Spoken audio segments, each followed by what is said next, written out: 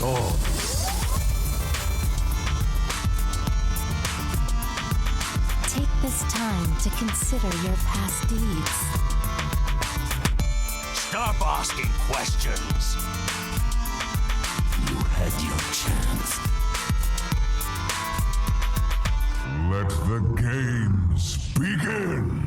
Greetings, Visionaries. Welcome to Velen's Chosen. We're ready to buff your game, and our show exists to help budget players stay competitive on the ladder and end every season just a bit higher on the ladder than the last one, no matter what your card pool is.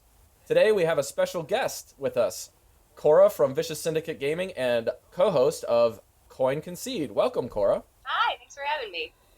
And joining me as our usual crew, you have Andrew Brown. What up? The ladder slayer himself, and we have Evemartyn. Happy New Year. Happy New Year. Happy feasting, champion. Happy right, Feast so- of Wintervale. Exactly.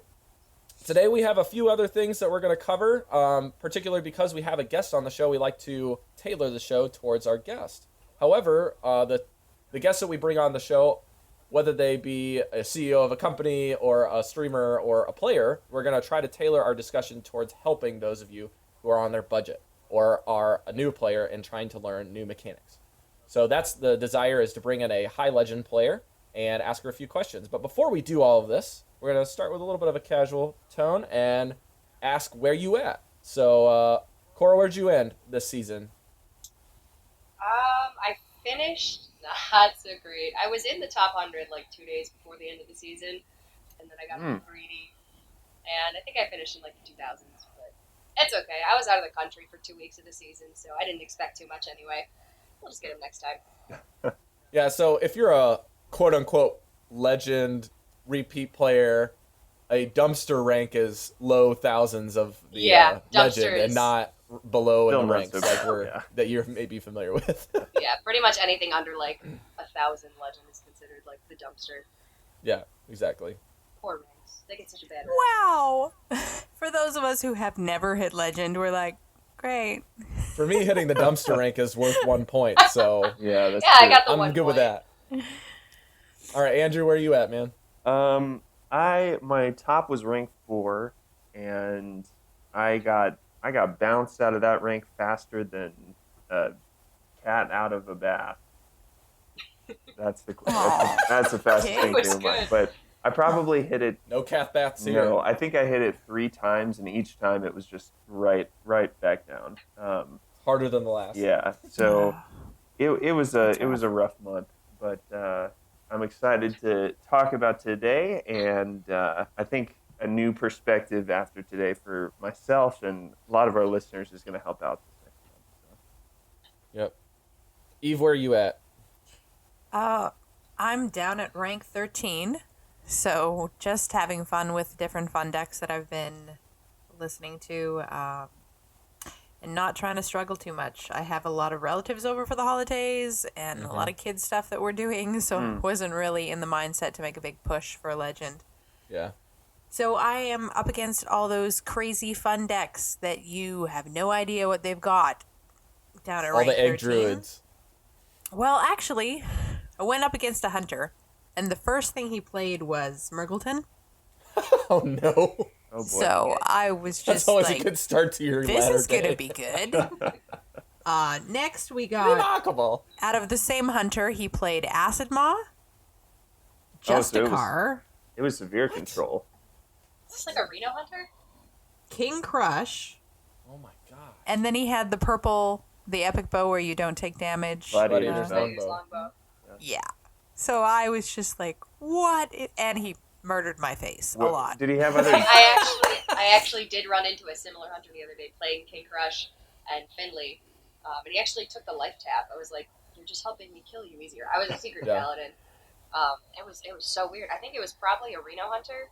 I didn't actually see Reno, but you're like, what in the hell is coming next? I did see a list going around that was like a dragon hunter, and it specialized with that longbow and Finley. So Yeah, it Well, runs mine like was Corruptors, lucky enough doesn't to it? get the mage, and then he brought out Oh. Justicar. So he had the 2 damage. he had a put it anywhere permanent you steam want. weedle sniper. Permanent Steam Weedle, yeah. Yeah. Was that your crazy game story of the week? Yes, that, I mean, that that'll was work. my crazy, no idea what's going on here. Always fun to be in the dark against a hunter. And I thought there were only two kinds. Oh my goodness, hunters. Let's see here. Where was I at? I ended at rank 6 and 2 stars, I think. So, for our show, that's not the dumpster rank, I must say. That is the It ain't high bad. echelon. That is the high echelon Ain't bad. for a lot of our The listeners. peak. I mean, looking like an Ancient of War, in my opinion, the Ancient of War should be rank 1, because Ancient of War is pretty dope.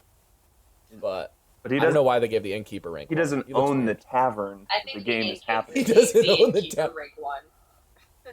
What's that? I think the innkeeper gave the innkeeper rank 1. I think he Oh. was the one who Yeah. decided it all. And he Yeah. was like, you know what? I'm putting my face on this. He's the real head game designer. He that owns makes Ben a lot Brode. of sense to Not me. even fair. Okay, so yeah, I ended there. Andrew, I think you probably didn't set a record for your highest finish on ladder, but you definitely set your record for how many deck archetypes can I play in a single month. Yeah, I tried everything, and that I Yeah. think that was the first thing that I noticed. I mean, from my mindset, and I'm sure listeners can relate with this. Is I'm thinking if I'm losing with a certain deck a lot, I need to change and try something else to find what's working on the ladder. But my biggest change for this next month is I really want to focus on just 2, maybe 3 archetypes, and whether they're winning or losing, if they are consistent in some regards, even if I've lost 4 games in a row, I'm not going to just give up on it. So yeah, I did Did try you everything. kind of have a rule for how many games you lost before you switched? No. It was how he was feeling. It Like was if all you go on on a 3-game losing streak, that's like the understood rule with one deck. yesterday was You switch after 3. Yesterday was but- probably my worst tilt of all because I lost probably 12 games in a row or something like that. Oh my But, word!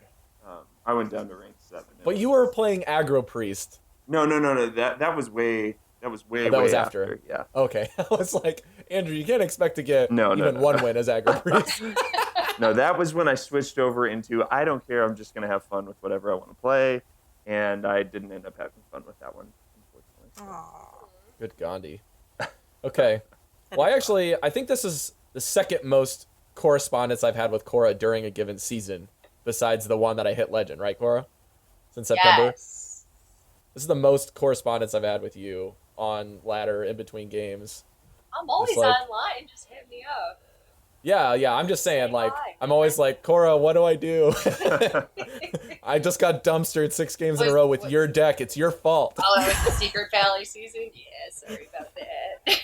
Yeah. But Cora, The Christmas season is put paladins on the ladder and smash them, Oh, basically, it's this month. awful. If it makes you feel better, I tanked with it too. Yeah, oh man, I remember you said that. All right, well, let's just jump into the main topic, shall we? We'll just do some Quizlet stuff, as it were. Quizlet was something I did in college. I'm really interested to get things caught up. I mean, like, how many times have you hit legend now, Cora? 16. 16. So tell us about the first time that you hit it. I mean, what was going through your head? Were you determined? I mean, what did that look like for you? The first time I hit Legend, it was probably about a year and a half, 2 years ago. I was a freshman in college, and my brother actually, who started playing before me, and now doesn't really play competitive ladder anymore. He's more of an arena player. Nice. He had hit Legend before me, and I was so mad because I was so mad. I'm like, you cannot hit Legend like twice without me hitting Legend once. This is Sibling not acceptable. rivalry. I'm the older sister.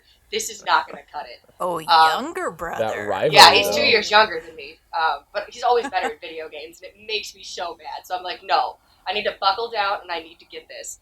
So I think the first time I hit Legend, it was actually with like the classic Zoo.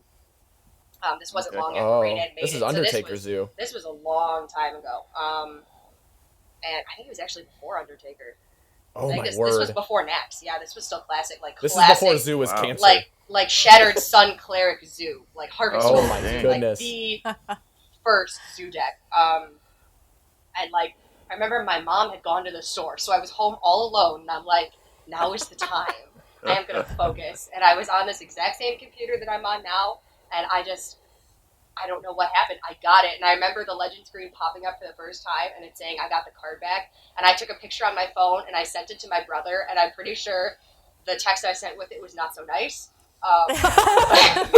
Get dumpster scrub. Like, That's take the it, PG Thomas! version. But it felt so good.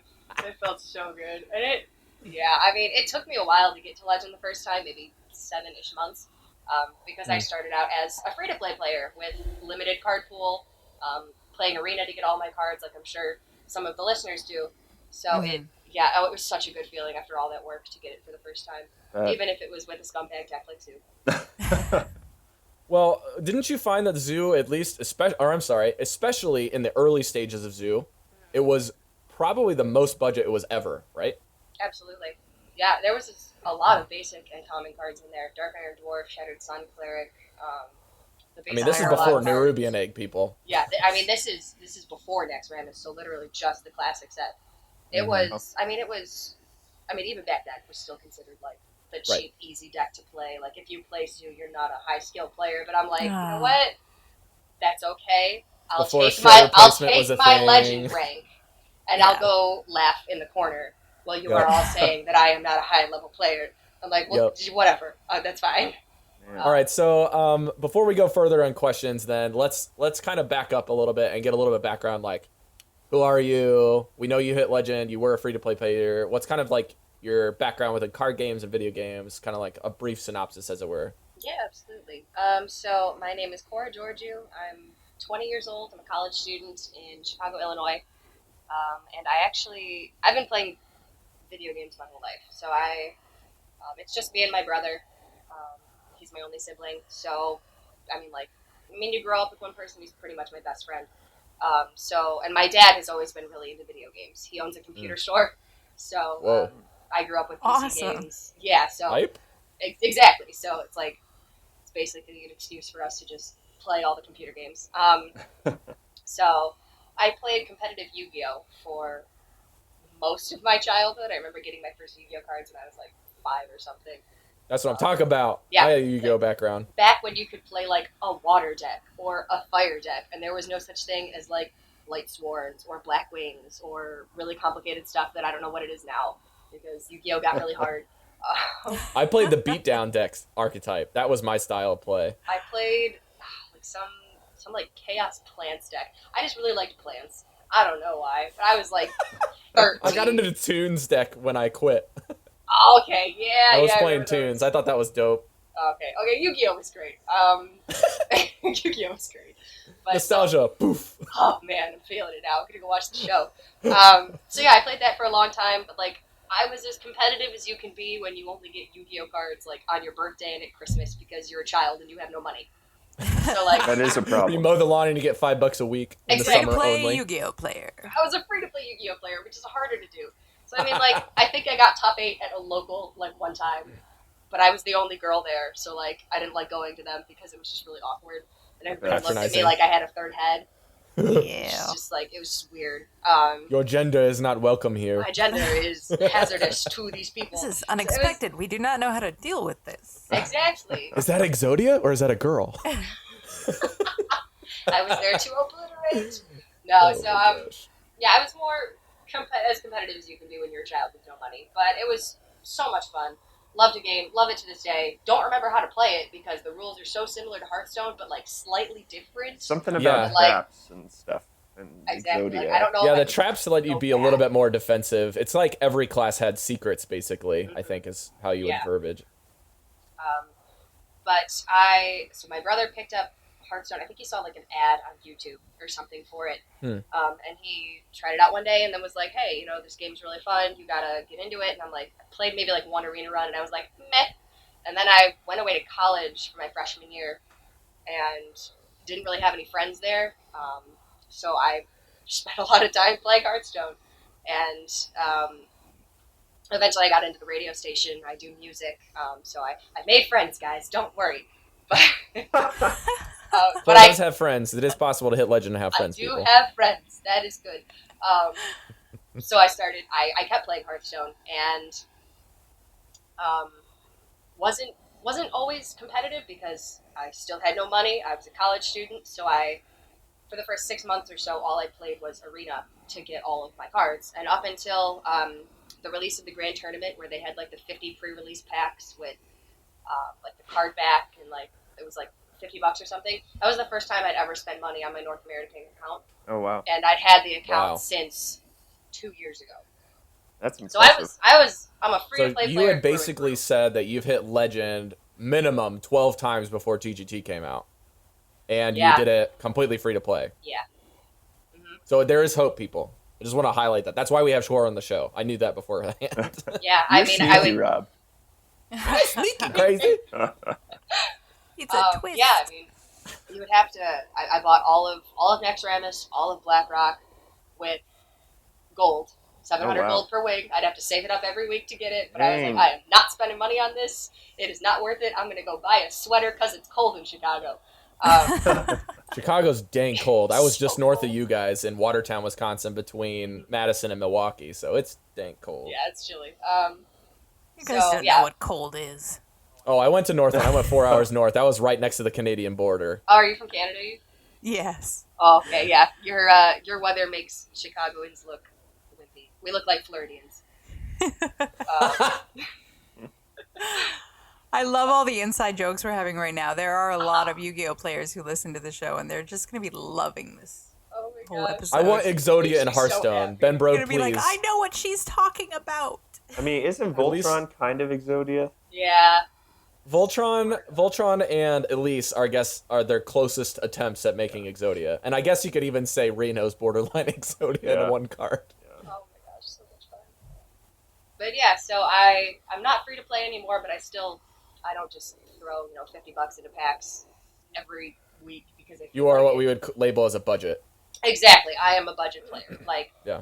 if I have a little bit of extra money and there's a new set, like, sure, I'll get 20 packs. But I still play minimum probably 2 or 3 arena runs a day because it's something, Insane. one, that I enjoy. It's so different than competitive play.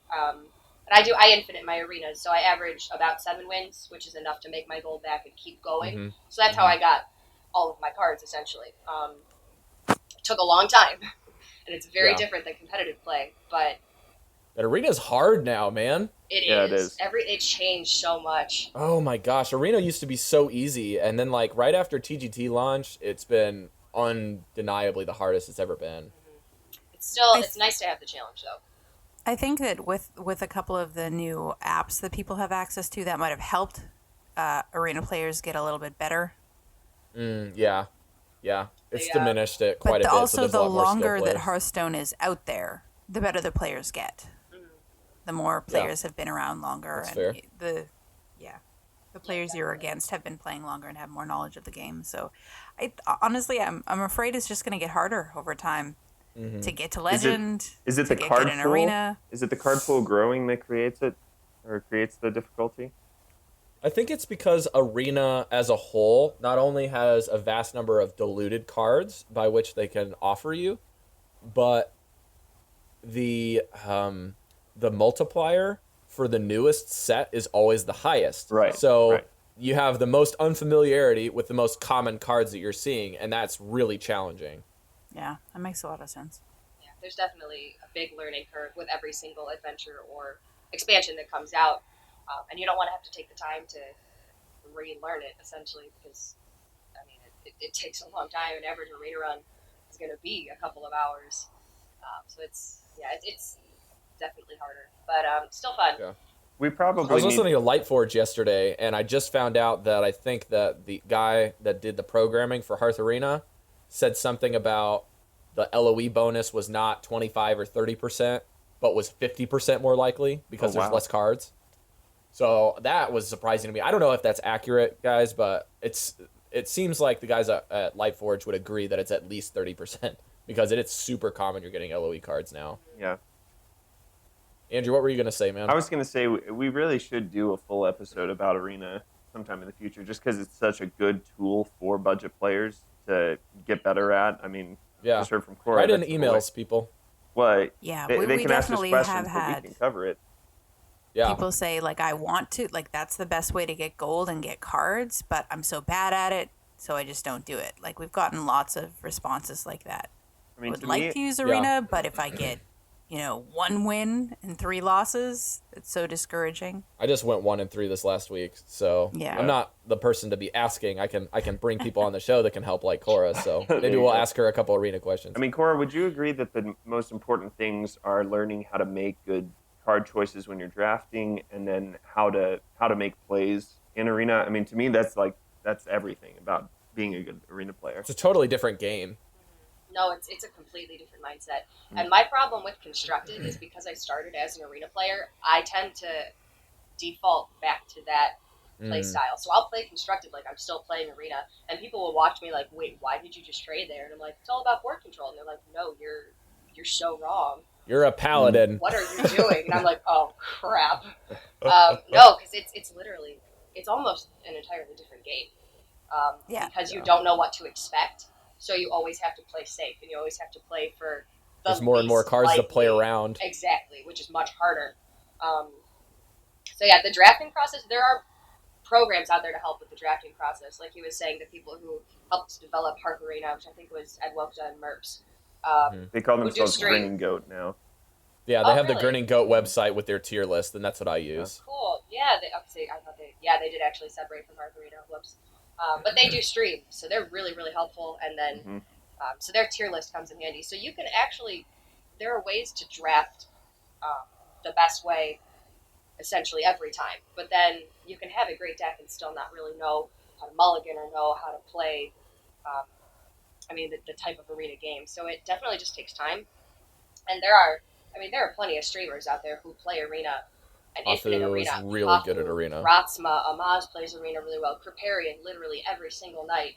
And he's got great... Guardsman Bob is also a guy that doesn't get a lot of views. He plays a lot more heroes in like Diablo now, but he was the one guy that got me into Arena. And he's like probably one of the most monotone, like relaxed guys on stream, but he explains everything. Like that's his whole stream. He just does it for like 6 hours and explains every play. Yeah, so if you want to get better at Arena, literally just queue up an Arena run of your own and go on and watch these guys at the same time. And before you know it, you'll be picking up these concepts. And then once you get them, you will always know them. It's like riding a bike. Just don't confuse it with competitive play, because then you won't play either well, and it just gets bad. It just gets bad. Yeah, I wonder if that's a big mind block for some of our listeners to know that Arena is so completely different, that it's like you have to learn a completely different game than Ladder. Yeah. And, I think and that might was be the biggest something thing that for might me, be holding too. them back. Yeah. It's daunting. So let's transition outside of Arena now that we've introduced it. We'll pick your brains, and then maybe if you guys want Cora back, we can see if we can bring her in and do some more questions and answers from you guys for Arena. Okay? So as we go into this, Andrew, I'm going to default the floor to you since you really, really want to ask some questions about hitting Legend. I really, really, really want to make it, and I can tell there's a lot to change. What, Cora, especially since you've done it so many times now, what is your mindset going into? Today is day one. It is January 1st. So what is your mindset in attempting the ladder with deck construction, with how much time you're investing into it? All that kind of stuff. Good question. So, yeah, basically the beginning of every season, if you hit Legend, you start back at rank 16. So that's where I'm beginning from. 16 and full stars. Yeah, 16 full stars. So I think I'm like 15 and 2 stars right now. So basically, the beginning of the season, unless you're trying to get, wins on a different hero to try to get a gold hero. So like right now I'm working on my Priest, which is taking a long time. So I might prioritize playing Priest for the season. But if you're just looking to get Legend like for the first time and that's your main priority, you really want the fastest deck to get to rank 5. That's the important thing. Going from wherever you Speed. started to rank 5, just do it quick. And because you can get win streaks. So Do generally, you use Face Hunter? I used to face Hunter, but Just I the have 5 not in a though, long right? time. No, I used Just to to face, hit 5? I used to face Hunter and Legend too. I faced Oh, Hunter all okay. the way up. But that's back when Face Hunter was actually really. It was like a consistent. top tier list, yeah. Yeah. So if you played Face Hunter now, you might not do as well. So something like Secret Paladin, mid-range Druid is pretty fast. The Shamans on ladder are really quick now. There are a lot of decks that can get you from 16, Warlock. 18, 20. Warlock, exactly. That Zoo deck is back. Up to 5, really fast, really consistent. And then from 5 to Legend, it's all about consistency. Because win streaks are gone.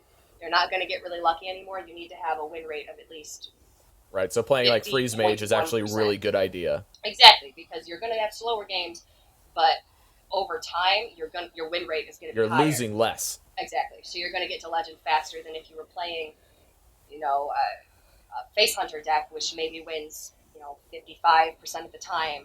Mm-hmm. Eventually, you will get to Legend. You'll get a few wins in a row, and you'll get lucky, but it's going to take a long time. So you want to just go for the highest possible win rate from 5 to Legend. So in this position, Control Warrior, mid-range Druid, Control Priest. But I mean, even some of the faster decks, Secret Paladin is so good right now that you're going to have 60-70% win rates. It depends on who you get matched up with and what you're seeing, because there's times where Cora will just sit on and dumpster like 12 games in a row, and then she'll come back to the exact same list at a different time of day and then lose 6 straight. It's amazing how time of day affects what you're doing. 2 days ago, I played Control Warrior from 1600 to 200 in 2 hours. It was amazing. And then the very next day I played it and tanked all the way down to 4,000 because suddenly Druids were out.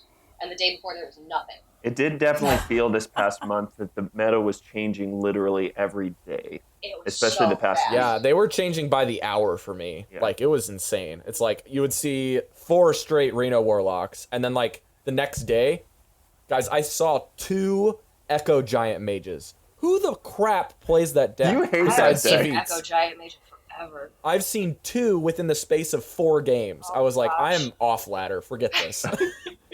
I can't even win against an Echo Giants mage later. I'm gonna go get some eggnog and dump it on you. Rob, because I'm mad. Is that your most hated deck? I actually think that is my most hated deck because it feels so bad to lose to. Like, I would rather lose to a Mill Druid. Oh wow. Ooh. I mean, And I that's saying hate something. Mill Druid. That's impressive. Well, that's Eve, do you have any big questions? Because I know that your highest rank has been rank 5. Is that correct? Oh my gosh, I can't even remember. I'd have to look it up. I think it was 6 or 5. I think I remember you saying on the first episode it was around there. Yeah, and I got there with the Undertaker Hunter. Yeah. Nice. Yeah. Such a good deck. Back before it got nerfed. Yeah, there are some months where I feel like I'm a good Hearthstone player. I'm pretty good at this game. And it works, and I know what I'm doing. And there are some months when you can't get out of rank 20? What? Like, I'm getting down to the point where they're like, don't worry, you can't lose stars at this rank. And it's just humiliating. So that's what I'm struggling with, is going, did I get lucky? Was it just a time where that was a really OP deck? And that's how I got up to rank 5? And when it comes down to being against an ever-shifting, ever-changing meta, like, do you have times where you doubt your own skill ability. at the game? Yeah. Oh, absolutely. Every single day.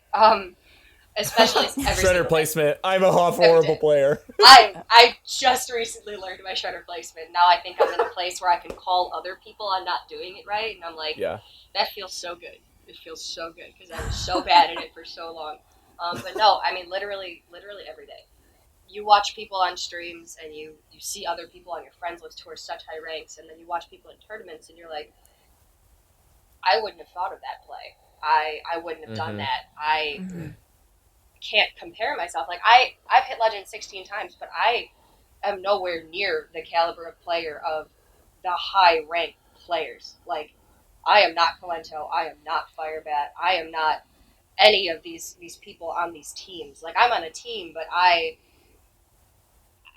just don't have the experience to be these people. And I try my best, and I'm still learning so much every day when I'm playing this game. And there are decks that I hate because I don't know how to play them. Like, I can't play Freeze Mage. I don't know how to do it. I can't play Rogue to save my life. Like, I just don't know how. So, like, these really high-skill decks, I never learned Patron because it was a lot of math, and it was scary. Too hard. Like, it was scary. It was scary to me. I can play decks like... Yeah. Exactly. I mean, if I took the time, I probably could have gotten it, but I'm not intuitive like these guys.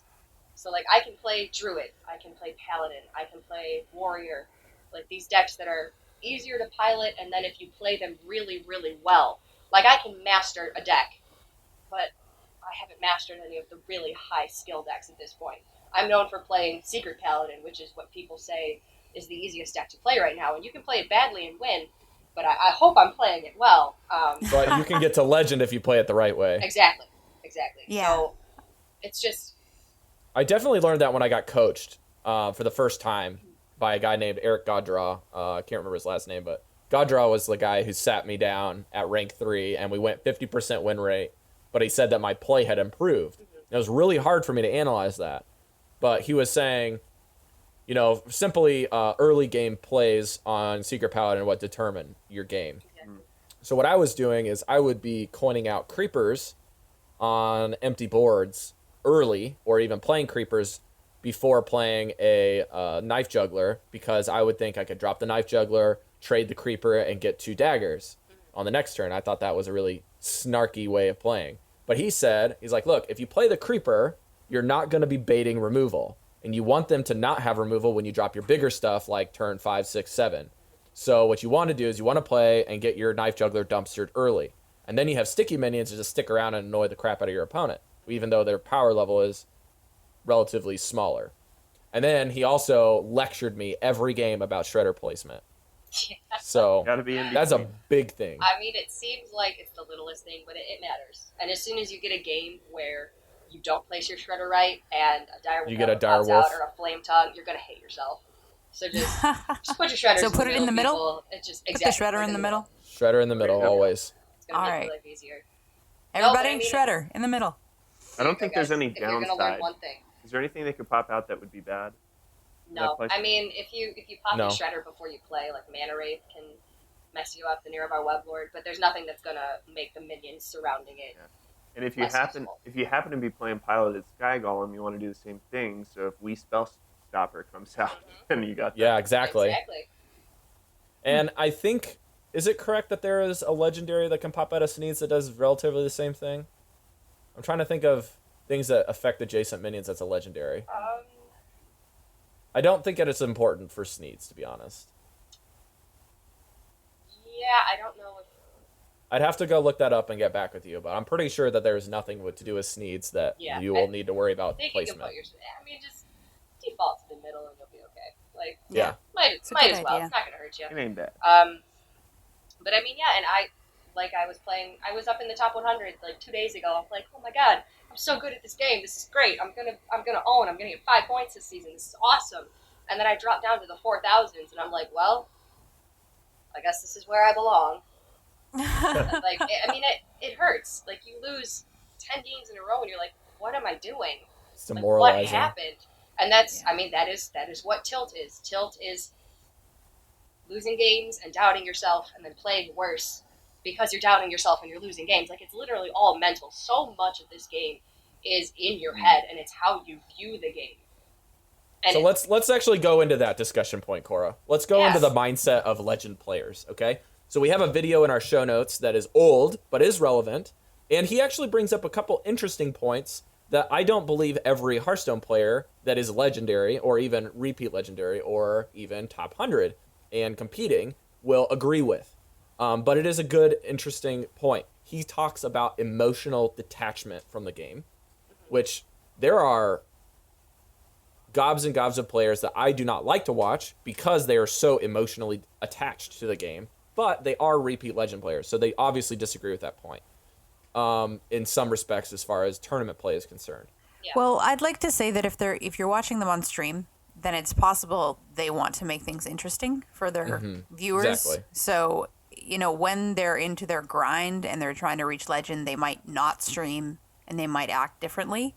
But if you have Twitch stream up, then you're not just going to sit there and not say anything because no one's going to watch you. Yeah, exactly. People come to watch the salt. Yeah. That's why people watch Jocelyn and Garrett. They From come the to Angry see Chicken. people, She like rage quit her own stream this month. Oh, Joss. It was that bad. She had so a hard climb this month. she did. Struggling. She hit rank 1 this month for the first time ever, though. Yeah. Well, that's awesome. So Then she's that was close. pretty cool. She'll get there. Congrats to Joss. Yeah. So that emotional detachment point, the guy had said, in order to become emotionally detached, you need to watch TV or listen to podcasts or watch a stream while you're playing and do multitasking, which is something that I said on my Legend climb, and I had gotten advice from other players. That is not how you climb Legend. You need to focus. So I don't know how you think about this. Cora? one. Do you listen to other things while you're doing your climb to Legend? I what do you think? hardly ever play only Hearthstone at one time. I don't know. Like, I find it so hard to focus for me when I'm just looking at the screen. Like, and I'm playing easy enough decks that I've played enough that I can sort of autopilot.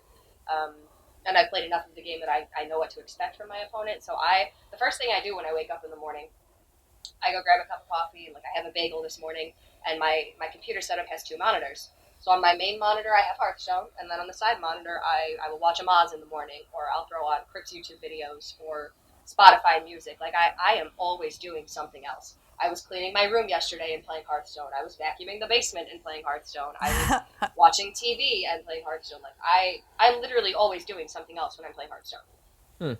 So I don't know how to do it any other way. I mean, I suppose if I was sitting there focusing, I would potentially catch things that I wouldn't catch, but listening to a podcast or watching someone stream, it's really easy to just sort of go back and, cue in on the game for 30 seconds of your turn and then sort of turn it off to go back.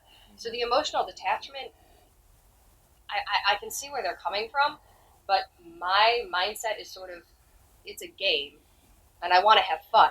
And if I'm emotionally detaching myself from a game, then I'm not enjoying it. So I feel like if I'm enjoying it and if I'm really into it, if I'm having a lot of fun, if I'm excited for the deck, if I'm excited to try out new things and I'm excited for the cards that I'm playing, then I am going to focus more on it because it's fun to me. Yeah. If I'm just playing it because it's a chore and I'm playing it, then I'm like, what am I doing?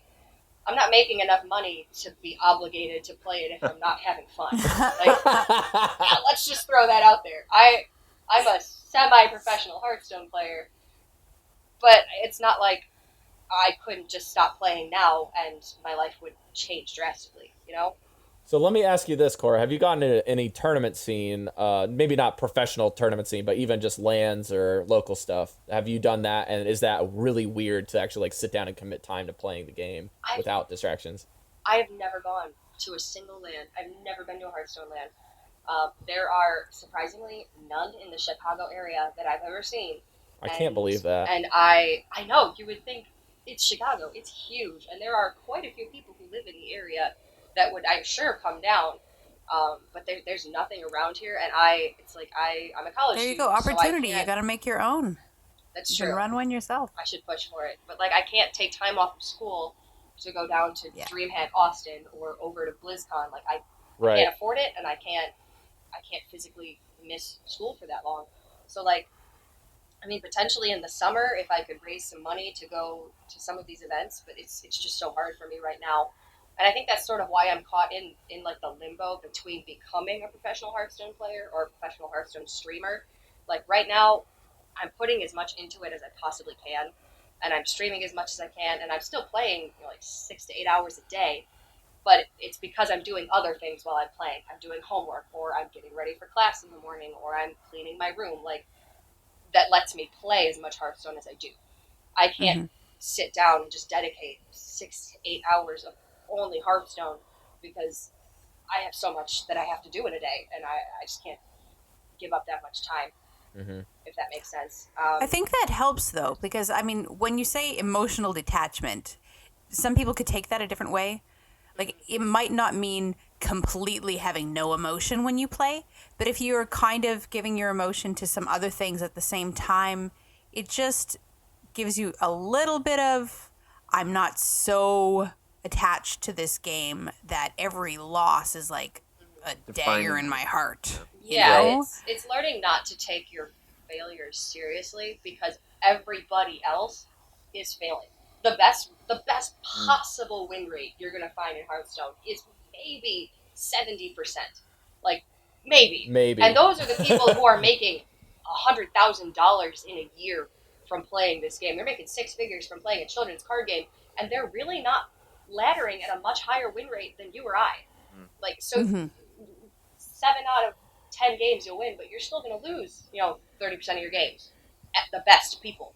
So I'm like, if I lose, everybody else is losing too. Everybody else has hard seasons, even if they're the best.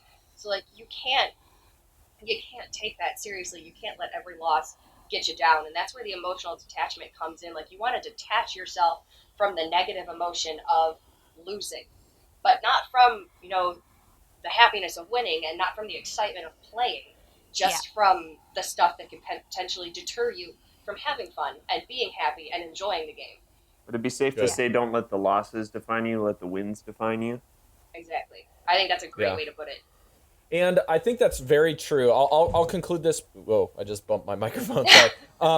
I will conclude this point by basically saying that the losses should not define how you play, but they should be teachers to improve, as well as when you do win, reanalyzing how you won sometimes can also tell you if you're doing well or doing poorly. It doesn't matter if you win or lose, necessarily speaking, because the swing turns in Hearthstone are such that you can be the best player in the world and still lose to like an egg druid or still lose to a mid-range druid because they have 14 damage in their hand. So it just doesn't matter. You know what I mean? But there are certain decks, like Cora had mentioned earlier, that are high skill cap decks where you can have basically the perfect draw and never realize it. And you can have the exact cards that you need and the exact drawing process and the exact RNG you could have possibly wanted to play Freeze Mage and won the game, but you still lose because the deck is too difficult in order to understand that those plays are available to you, that you're making the plays that are proper in the right order, and that you're properly analyzing what your opponent has shown you that he's already played. So that being said, let's move more into that logistical side outside of the emotions and outside of the mindset. But what do you do while you're playing? We mentioned the, relatively speaking, 3 to 5 game loss streak. You switch decks for sure. We mentioned the Shredder placement, and we mentioned a few things about Zoo in the past episodes about how it helps you teach you the game better and placements and stuff. So let's talk about those things. What are some key things that you would tell new players that they need to understand, or budget players that may not know? So intermediate techniques. So for starting out, if hitting Legend is your main focus, I would definitely pick a deck that has a good win rate, that is easier to understand, more simple concepts, but still, good win rate, very playable. And I would master that deck. Once you have mastered one deck, you can feasibly hit Legend every season with that one deck. So switching is important based on losses, just to keep you from tilting. But a lot of the problem that I see, and the problem that I have myself, the reason that you lose and then you switch decks and you keep losing is because you're switching decks so frequently. You're like, okay, I'm going to switch and this deck's going to be it. And if this deck doesn't win, I'm going to switch again immediately. Like, that is the worst mindset to get into. You've spent all this time on this one deck, and you know how to play this deck, and you know how to play, maybe there's another couple decks that you're good at, but like the deck that you've been laddering with heavily is your best deck. Except you get so concerned with you lost 3 games in a row. Okay, the deck's not working. That's not true necessarily. You can have bad draws and you can have bad RNG, and sometimes your opponents just blow you out, and it's not your fault. It's not the deck's fault. It doesn't mean the deck's not working. And yeah, switching might help you get excited about the game again, and it might work. But more often than not, the problem I have is I think the deck sucks So I switch decks, that deck loses, I switch decks again, that deck loses, I switch decks again, and then suddenly I'm so depressed because it just seems like I can't win. And that's how I ended up taking my ranks. Is I switched from Secret Paladin to Control Warrior to Mid-Range Druid to Tempo Mage to Dragon Priest, and nothing wins. And I'm like, well, I can't do it. None of the decks are working. It's just I just can't play. This all sounds like, so familiar. Yeah. Can't put This my is deja finger vu on for it, Andrew. Literally, but, I'm pretty sure everybody has felt it. And it's like, Yeah.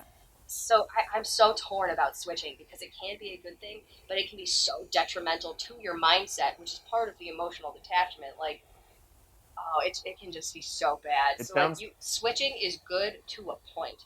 If you switch too much, There is diminishing returns. exactly. It sounds like it's better to err on the side of consistency rather than this deck isn't working. Mm-hmm. Well, Yeah. I think that's right in consistency, but maybe not consistency with a win rate to maybe like add clarity to that statement. We want to add consistency to how you're learning and how you're progressing as a player, and not how you're progressing on the ladder. Sure. Yeah, because honestly, I feel like all of the different classes and all the different decks are so different. The way they play and their win conditions and things like that, that if you've been playing Secret Paladin, for hours, and then suddenly you switch to something different, there's all of a sudden going to be this, your mindset has to change of how you're playing the game so much that it might be worse off for you, even if you just lost 3 games in a row with Secret Paladin. Because the way the other deck that you choose, it's faster or it's slower, or the way that you counter other decks is different, and for your mind to suddenly switch tracks, it might not work out for you. Exactly. And every single deck, every class can win. If you play it well, you will have a better chance of winning with any deck. Doesn't matter what it is, if you're playing against somebody who makes mistakes. So basically, you want to maximize your best chance of winning, you need to, if you lose, just, quickly think over the game. Is there anything you could have done differently? Think about the swing turns, like Rob said. The swing turns are really important. If there was literally nothing you could do, and you didn't do anything wrong, you had a bad draw, your opponent just had some great RNG, then shake it off, because it wasn't your fault. But if you made a misplay... Taylor Swift it. That's exactly. right. Shake it off, guys. Shake it off. But if there was something that you did wrong, if you mulliganed incorrectly, if you played something when you shouldn't have, if you blatantly misplayed or forgot to trade or something, then take that, remember that, and play again.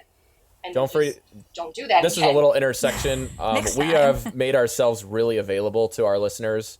I think, Andrew, you've talked to like 3 of our listeners this last week. I'm talking to my cousin-in-law. I helped him draft an arena run, and he went 5-3, I think. And he was playing Hunter, and he drafted 2 Gladiators longbows. There you go. I mean, hype, but I was really surprised. I was like, this is like his 3rd ever arena, and he got 5 wins.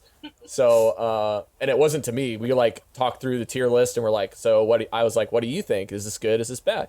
But either way, like when you're playing, you just feel free to like ask for help. Like if you don't have that many people on your friends list, add us. We'll hook you up. If you need stuff, look at LAN events. If you need other help, we can try to plug you in. Like, I think that's probably one service that we haven't really talked through, besides like making ourselves available. I think another big key is trying to help you find connections and going places and meeting players. I don't want to get too spiritual with this, but I think it just harkens to something in all of life, that life is always better together, right?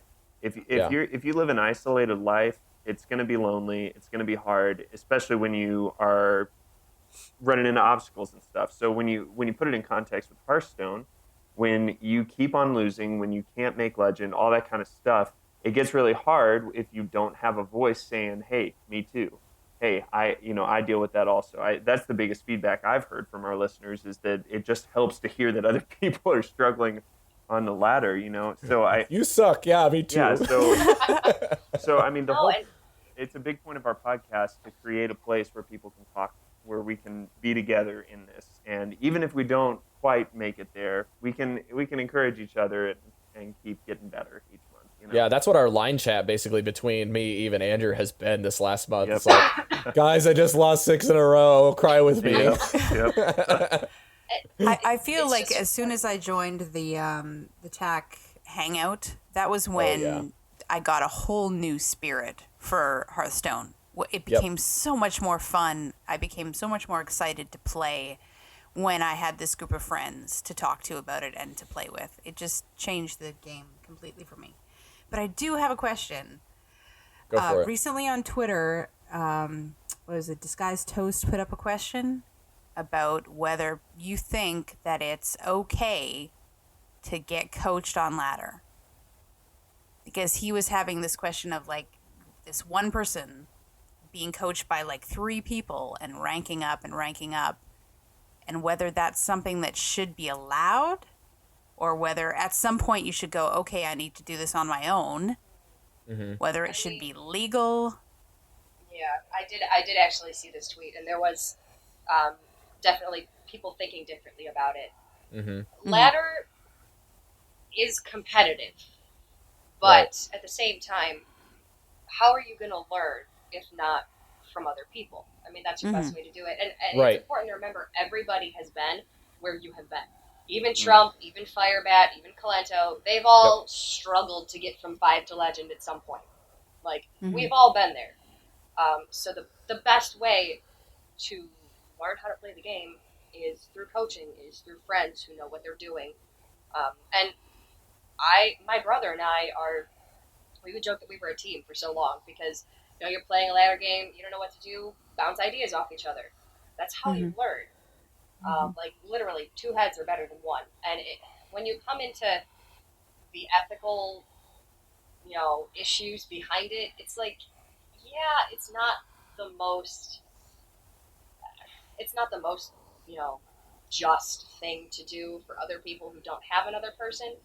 But then you think, you know, people pay for coaching every day, pay lots of money to be coached by professionals. And, like, that's not, I mean, people aren't telling you don't get coached because it's not right. Right. People, they encourage coaching. So, like, as, you know, not great as it is to have 4 people playing 1 ladder game, you can't exactly say, stop it. Nobody is allowed to do that, especially since there's no policing for it. You're not going to... There's no way to police it. Yeah, it's impossible. So, I mean, if you dwell on it, then you're just going to make yourself feel like crap, and there's no way to stop it. Obviously... I feel like if you come into it with the right spirit of, I want to learn how to play Hearthstone, and not, this person is going to help me rank up. They're going to tell me what to play and how to play, and I'm going to get more ranks. It's not that I'm good friends with Faramir. It's not that I'm giving him the mouse and saying, be legend for me. That's obviously wrong. If you give somebody else your password and your account and you let them play for you, that's not okay. That's win trading, basically. Exactly. So there's a fine line between coaching and, like, you know, pooling your resources and win trading. And obviously in competitive play, like actually in a tournament, do it all. You got to do it by yourself. There's no line in tournament play. One person behind that computer. That's how it goes. Yeah. But in ladder, when it's really about learning, I encourage having someone to bounce ideas off of. I encourage having a friend there to learn a new deck. That's how you're going to learn. Like, have someone spectate your game, bounce ideas off of them. Have someone spectate your arena run, bounce card choices off of them. Like, it's how you're going to grow in this game. And so I think it's a very positive thing. You just need to know where to draw the line, when you went too far, and when it's not okay anymore. I agree with that.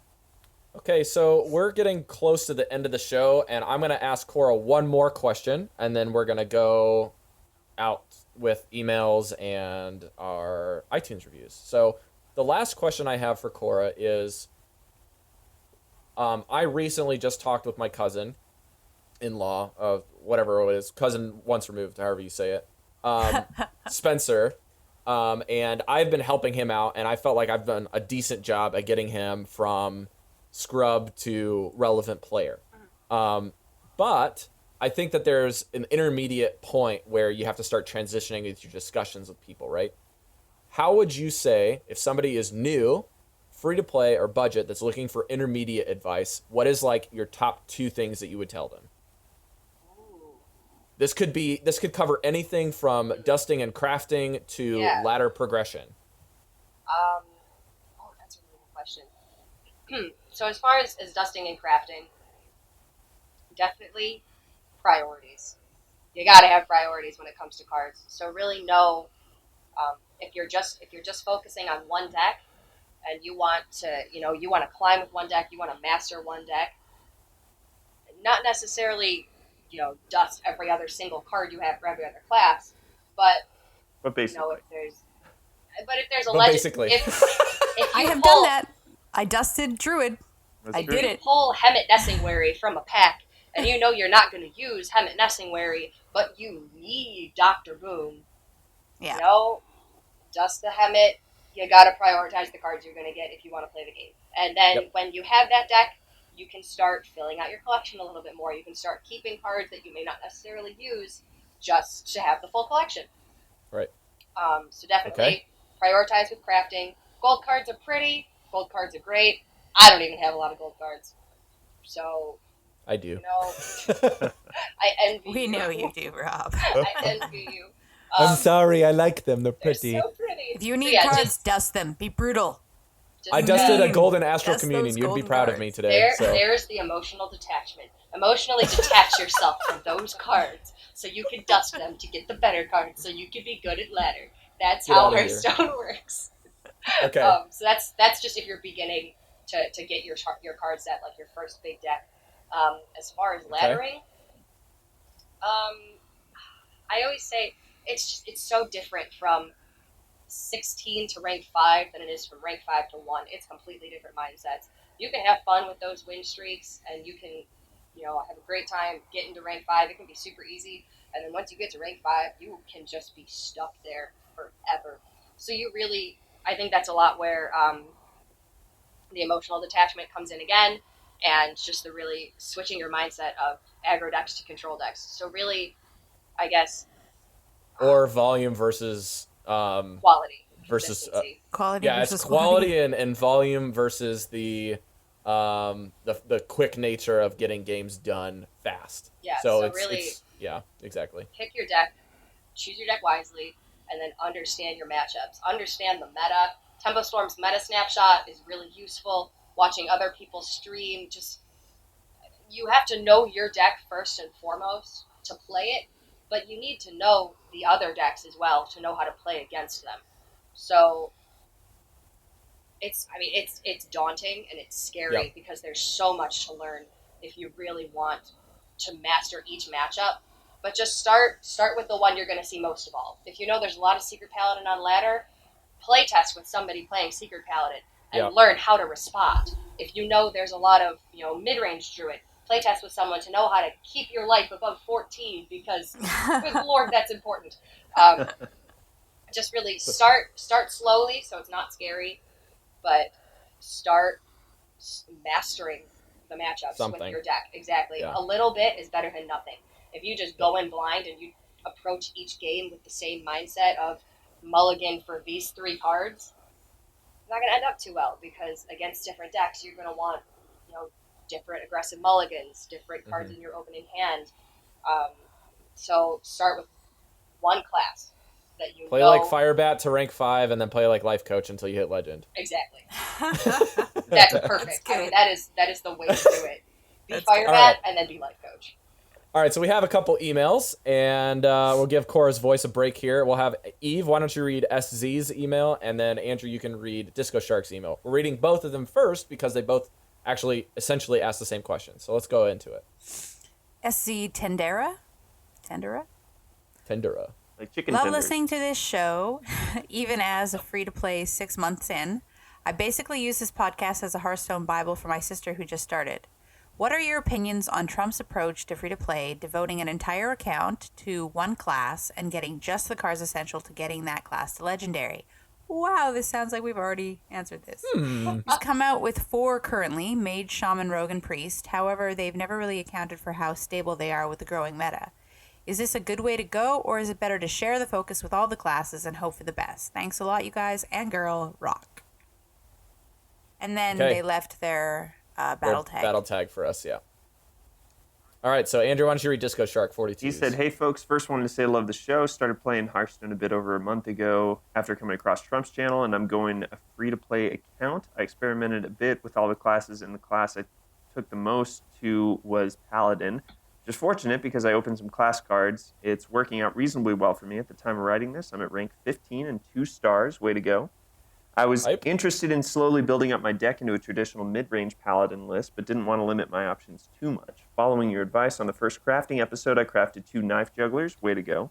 With few hesitation because they seem to be generally good neutrals that work well in my main class, but I'm hesitant to craft class cards. I'm afraid of opening up a pack with a class legendary or class epic and having no dust to follow that up into a strong deck for a whole month. I just wanted your opinion on what is the best course of action between packs, dusting cards, or moving into adventures. Do I keep buying packs and seeing what I get? Do I buckle up and craft some stuff? Or do I hoard my gold until I get to that 700 per adventure wing? I'm staying away from Arena because it upsets me that I'm not good at it. What do you guys recommend? I think these guys discussed everything that we discussed at the top of the show. Yeah. I'll try and answer briefly. I mean, in addition to everything that we've said, I mean, we've said before that the adventures are the best way to go because you're going to get plenty of good neutrals. I mean, especially with Nax and League of Explorers, and you should be hesitant to craft the class cards if you're thinking broad. But I would say, especially when you're first getting started, that the one class you want to play should be the class that you play. And the truth is, with Paladin especially, crafting 2 muster for battles is not a bad choice. They have really good class cards. Yeah, crafting Tyrion, Elder Peacekeeper. I mean, there's so many cards that are essential for a mid-range Pally list that you need to have. So it's really up to what you want to do. Do you want to create that mid-range Pally list, or do you want to create something for everyone? I would say just buckle down with the Paladin if you're enjoying it, and it's very viable class right now. Go for it, man. Yeah, I definitely agree with that statement because here's the way I looked at it. Once I finally got to the same place that these guys are at, where it's like, do I dust everything and go all in on one thing? Do I try to spread out my card pool over the course of my playing so that I get a couple decks? But in reality, you have to understand this. If somebody's making a deck and they say you can substitute these cards, but it works optimally with these cards, why would you spread your collection out so that you have 4 decks that run at 65% of their capacity? Yeah.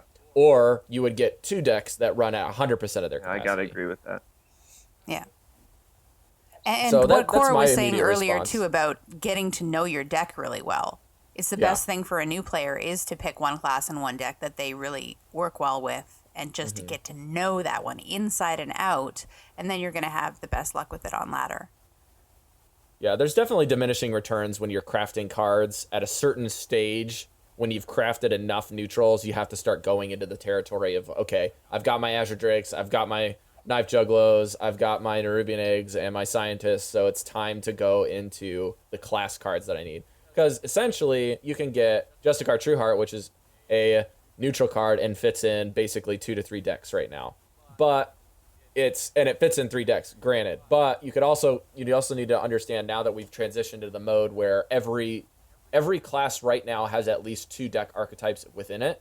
You need to understand that now that you have class cards crafted, you essentially have 2 separate decks. Maybe not for tournament play, but for ladder play you do. So you have to think that way too.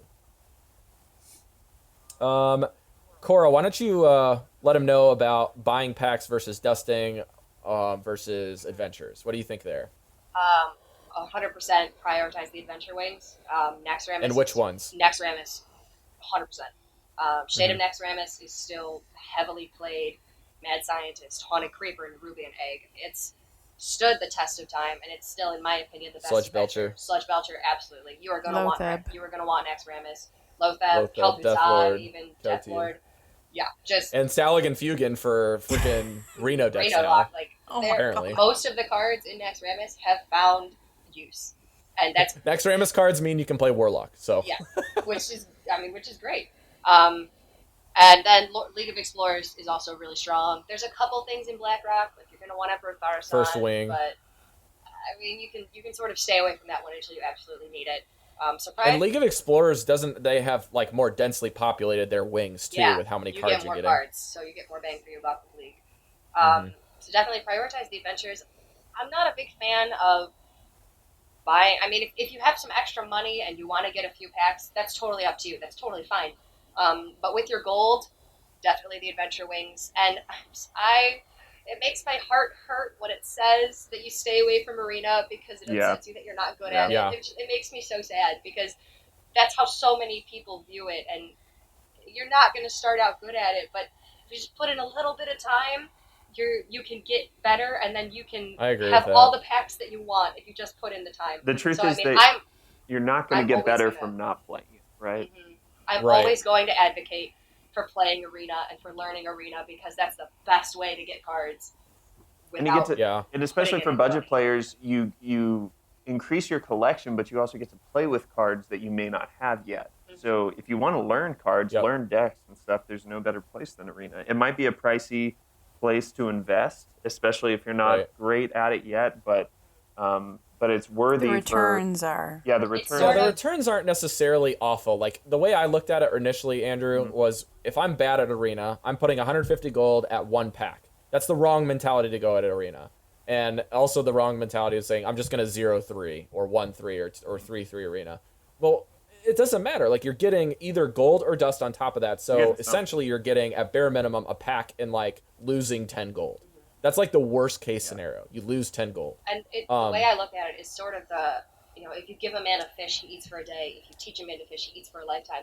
You could spend, $40 on packs, or you could spend $40 on 2 hours of coaching with an arena specialist There you and go. learn better how to play, which could end up netting you.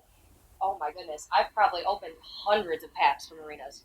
And they give you dust, too. That's a big factor. Dust and golden cards And that they you give can you dust. cards too. So like, generally the break even for gold for arena is 7 wins. 7 wins will get you 150 gold back, but a pack is 100 gold. So if you get 3 wins, you'll get 50 gold plus a pack, which is essentially what you put in. So it's It's not kind as, of like you break even as if you just bought a pack. yeah, it's not as daunting as you think. So instead of buying a pack, you might as well put in an hour, and And then you get a little bit of extra dust most of the time. exactly. So you'll So it is, get something if you back. get 3 wins, it's worth it, essentially. And then you start getting better, and then you'll be really happy, and then you'll get lots of packs, and then I'll be happy because you play arena, and we're just all gonna be great. It's gonna be great. All right, we need to get out of here, so let's go through iTunes reviews and where to find us. All right, so I'll read the first one, and then Eve, you can read the next one. I don't care who reads the next one, I guess. Well, I guess you Local do. Sully. Wow. Local Sully. Love the show, 5 stars. Enjoyed listening to your show every week. Great for beginners and veterans of the game. It is, if your time is limited and in listening to your podcast, then make sure this is one of them. Thank you so much for that review. We really appreciate anyone that leaves 5-star reviews. I borderline think that 5-star reviews are just as valuable as Patreon supporters. So, Dang. in my book, I really appreciate them. It helps get us visibility. It helps us help out more players. And if that's the goal of the show, I don't really care about our financial situation because our goal is helping players. Rob, shh, shh. Oh, Stop sorry, I talking. wasn't supposed to say that on air. Crap! No! Love us, please. Thank Don't you. listen to him. No! Okay, Ronald382, the best, 5 stars. For new beginners or just want to stay informed in the meta and other news, you'll never be disappointed with Velen's Chosen. Hype. Hey. More Thank you, visionaries. thank you. Get it, Ronaldo. Get it. Ronaldo, you get it. This is our favorite part of the show where we talk about basically nothing but thank you, thank you, thank you, and we goof off till the outro. So, actually, Cora, would you like to break down how people can get involved in the show? It's in our show notes there. I would love to. Okay. Wow. All right, so you guys can always get involved with the show by leaving iTunes reviews. 5 stars are always wonderful, but any helpful, constructive criticism is also much Exactly. appreciated. Share with your friends. Listen with other people. Shoot a link to someone else. Chat with us on Twitter. I know I always love hearing from people on Twitter, getting follows. Shoot me a message, and I will always respond back, and I'm sure it's the same with these guys. Yep. Yeah. Just make it known that you listen to the podcast. And it's just a great feeling for us. And Shout it from the Wintervale mountaintops. exactly. Smoke signals, people. Just let it be known. Support us on Patreon, even if it's just a follow. I know Coin Conceit has a Patreon account as well, so I'm sure these guys are just as gung-ho about the Patreon. If you love them, if you want Velen's Chosen to be around for the rest of your life, you go on that Patreon and you make it known that you appreciate. And And we just got a appreciate shout you out. in return. we got to shout out to Gabriel again because he's been on there. He's our supporting. Patreon. He's our lone Patreon Thanks for supporter. kicking us off, Gabriel. We Thank you, appreciate Thanks it. for Gabriel. going alone, you You champion. rock, Gabriel. Right. Breaking the ice. He was supporting us on Patreon before it was cool to support us on Patreon. Before I even realized that you could have a custom Patreon title instead of a bunch of random numbers. That's right. I had no Oh. clue. And then, man. of course, the final and probably the easiest and most fun way to support a Hearthstone podcast is to play Hearthstone with us. Or Add play us in Destiny game. with Eve. Yeah, I play Destiny with Eve. That's cool too. I play Marvel Puzzle Quest. Anybody want to join an alliance? Let's go. Oh, damn. Marvel Puzzle Quest. It's for real. Wow. It's So playing Candy Tetris Crush. with Marvel characters. It's Candy Crush for Marvel. Oh, okay. But it's real Nice. fun. So I know we've got our battle tags in the bottom of the show notes. Yep. Add us on BattleNet. Tweet at us and say you want to play a best of 5 match. Esports Hero is a great way to play against other people. Just play Hearthstone with us. And Yeah, in and return, we'll try to Cora help does you. coaching, and I she do is a pro coaching. player. So, shameless plug. If you want me to make enough money to play Hearthstone professionally, If you want Cora to Let have golden me cards, donate help to her you. cause. exactly. I don't have a full gold deck, guys. I think that should be priority here. Mm. She needs If we golden want to challengers. send Cora to BlizzCon next year. Yeah. you BlizzCon should donations have in me the coach small you. cup. Quarters for BlizzCon, please and thank you. Quarters for laundry. I mean BlizzCon. Darn it, priorities. All right, you can find the show on Twitter, Facebook at Velen's Podcast on Twitter and Velen's Chosen Podcast on Facebook. You can email us at velenschosenpodcast@gmail.com. Our Patreon, like I just said, is no longer numbers. It's patreon.com/Velen's Chosen Podcast. If you want a full list of the show notes, I put a link on our website at velenschosen.posthaven.com. If you are listening to the show in iTunes, like most people, that's fine. But if you're trying to share it with other people, I just submitted it to the new Google Play Store that's not launched yet. So we will be on Google Play as soon as they approve it, which it looks like it's going Hooray. through. We're on Stitcher. We're on RSS feeds, so you can get it on Podcast Addict or Pocket Cast. So you have no excuses to not listen, ever. You have no excuse. And we have our own esports hero code for Velen's Chosen 15. You can get 5,000 coins, which is equivalent to $5 value. And then you also get a 2,500 coins for just signing up. So you get 7,500 coins to play with. And that's kind of like, if you want to listen to more details, we have a previous episode. You can check out what all esports hero is all about because we had their CEO on the show. Cora, where can people find you at? And you can talk a little bit about your team and your show. Yeah, so you guys can always find me on Twitter at VS_CG Songbird. I love Twitter. I don't really use Facebook for anything. Like, I have a personal Facebook account, but I don't know. I'm just not super into Facebook. But I love Twitter. So I will always message back. If you guys message me on Twitter, hit me up. Twitter's great.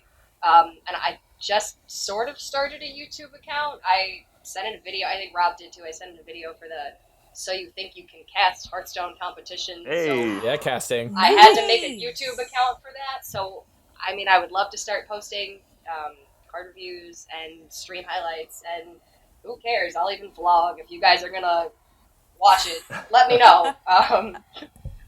Watch me. Watch me live my life. I ate a bagel this morning. It was exciting. Ooh. Personally, Well, vlog the it. more women on the Hearthstone scene, the better, I think. So I Yes. 100% agree. Couldn't agree more. Yeah, so, and then I'm on BattleNet. My tag is CG Songbird number 1285. I don't add too many people in North America because it's my main account, so I'm always adding people for tournaments and just kind of want to keep it, pared down. But I will literally add everybody on Europe. I care not who you are. Add me on Europe. Hit me up. I just go on there to play arenas a lot of the time. So just add me on Europe and let's hang out and we'll have fun. And then my team is Vicious Syndicate Gaming. So if you guys have ever heard of or played in the Tuesday Night Hype on Strivewire, we give away BlizzCon points. We are an officially sanctioned tournament that gives away points for the top 4 players every week. So every Tuesday night, come find us, free to enter. Great place to be, great place to play. Great team. Really excited. If you guys want to find out more information, you can find us at vicioussyndicate.com. That is our new website. And my podcast is Coin Concede, which I do with KCCO Gamer and Kevin Cookies. if any of you guys are familiar with them. We're on iTunes, we're on Stitcher. We're more of just a general news podcast, weekly updates. We did a really cool episode this past week, which was like a 2015 year in review. If you guys want to check us out, we're on Twitter at CoinConcede, and we are online at coinconcede.com. That's what it is. Yeah, so Sweet. hit us up. Fun times. Awesome. All right. Eve, your turn. Where are you at? I'm on Twitter at Finnovarr, FHINNOVARR, and yes, if you message me, I will answer. I answer anyone who asks me questions or talks to me. I'm on Twitch at Evemartyn, EVEMARTYN, and yeah, I'm not really on Facebook either. I haven't been on there for a long time. Yeah. I'll see if somebody has sent me messages on there. Yep. That'd be good. Andrew, what about you, man? I'm on Twitter at Andrew's Living, or you can find some arena tips, basic tips on YouTube under the name BinacaFreak. That thing, I forgot what it was for a second, but that's what it is. How could you forget BinacaFreak? It hasn't changed in like 12 years or whatever. I don't know. I was young and naive. And I'm also on BattleNet, Andrew's Live number 1973. Awesome. You can find me on Instagram and Twitter. I've just now got back into doing some Instagram stuff at NotRob. You can find my online design and photography portfolio if you're within the semi-Middle Eastern section of the United States at NotRob Media on Facebook. My battle tag, if you want to add me and play, is Twick, number 1198. I'm on Steam if you want to play some Rocket League or Brawlhalla at Sir Twick, no spaces, all lowercase. And I have another podcast. If you want to go check that out, it's in the show notes. I think that's it for everyone here today. Oh, I was going to say one thing. Maybe we could ask our listeners to send us in some feedback about whether they would like to watch the show live, whether that's something that we should put some time and effort into or not. Yes, we have actually been discussing this internally about live shows, and we're also discussing potentials of going onto YouTube. Even if it's not live, we'll put on the show and then record it and post it on YouTube. Mm-hmm. So talk to us about that. The obvious answer for the first 18 episodes would be just like a little card plate with the audio files on YouTube, if that's what you're looking for as well. Just let us know what you'd like. The truth is that the show doesn't exist for us. The show exists for you. So one way one way you can give feedback is by not giving feedback, and we're just going to keep doing what we want. And we're going to tell by the plays that you enjoy that. But we prefer to hear, hey, this is good, this is not good. Or I'd like to see a live show. I'd like to see you guys at BlizzCon. I'd like to see you guys interview. Give us money for that. Yeah, something like that. Quarters for all of us. Yeah, that's right.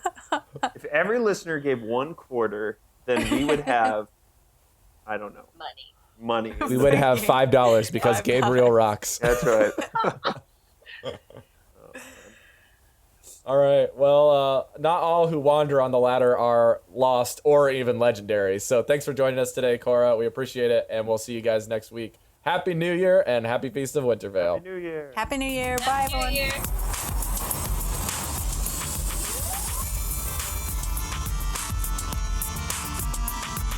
Take this time to consider your past deeds. Stop asking questions.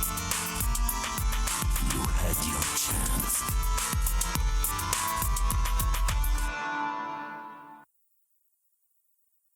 Did I miss it? You Everybody, blooper. I love being interviewed because it makes me feel important. And I enjoy. I just like talking. I just like I'm talking. important. Darn it. Everyone likes No, I was in Greece and Italy for 2 weeks earlier this month, and I was going to Florence, Italy, and I got a message on Facebook from some Italian guy in Florence who was having a LAN for like some LAN tournament, and he was like, I heard on your podcast that you were going to be in the area around that time, and we would love to have a representative, like a professional representative from the United States. And I'm like, wait a minute. Wow. Italy thinks I'm a professional. Oh my God, I feel so important. I wasn't going to be there at that time, so I couldn't go. But I was like, you know what? You just boosted my ego so much, sir. Don't Thank tell you them so that you're much not. for that. That is I didn't. awesome. Okay. I owned it. I was like, yes, I am indeed a professional from the United States at this children's card game, but I won't be able to be there. I'm very sorry. Kibler, I'm gonna put this in the show notes, or not in the show notes. I'm gonna put this in the show and as an Easter egg, but I'm actually gonna try to reach out to Kibler and see if we can get him on the show. Be sweet. We'll That'd be see. awesome. Can I be on the show at the same time as Brian? Because I would love to. Oh man, that'd be so fun. Brian BMK, Brian M Kibler. I would The ask guest strictly episode where the questions guests about take Shiro. over.